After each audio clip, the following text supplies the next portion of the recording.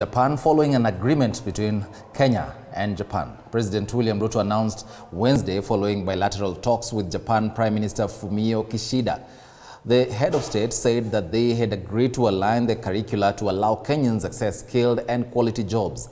And as Andrin Kilemi now reports, pundits opine that the trade balance is tipped in Japan's favor, with Kenya now expected to identify and penetrate its market. Kenyans who wish to work in Japan will now have a chance to tap into the Japanese job market following an agreement between President William Ruto and Japan's Prime Minister Fumio Kishida.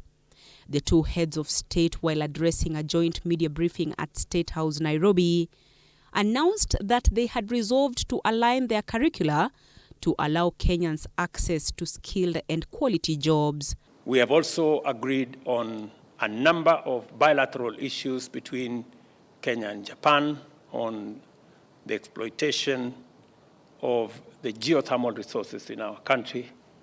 We've also agreed on a couple of other issues on the development of Dongo Kundu, a special economic zone in Mombasa, to expedite the construction and for Japan to support Japanese investors. Kenya is one of the leading locations for Japanese businesses to establish presence, and startups are developing enormously, and Japanese startups that resolve social challenges by innovation are also active. Part of the bilateral talks included bringing aboard Japanese companies to invest in government projects under public-private partnership. In the past 6 decades, the two countries have successfully collaborated on highly impactful undertakings in many sectors.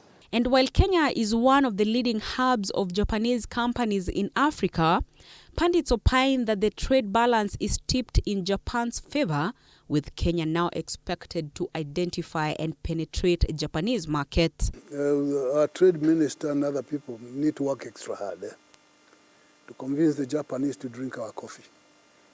And maybe buy our pyrethrum.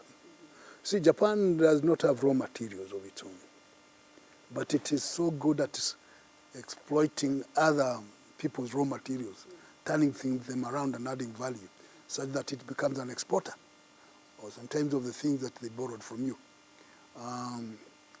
So for Kenya, is maybe to study the Japanese extremely well, to know where the niche is. Because it is not so much the problem with the Japanese, it's the problem with us. We probably have not done our homework well enough to know where to get the market and penetrate it. And if the Japanese refuse to let us in, then we complain, because we have let them in. And every vehicle in Kenya is now is a Toyota or a Datsun.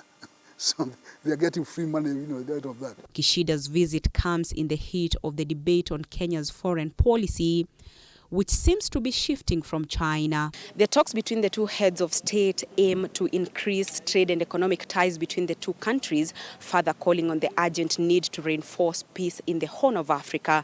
Andrin Kilemi, TV47, State House, Nairobi. Now moving on, the floods that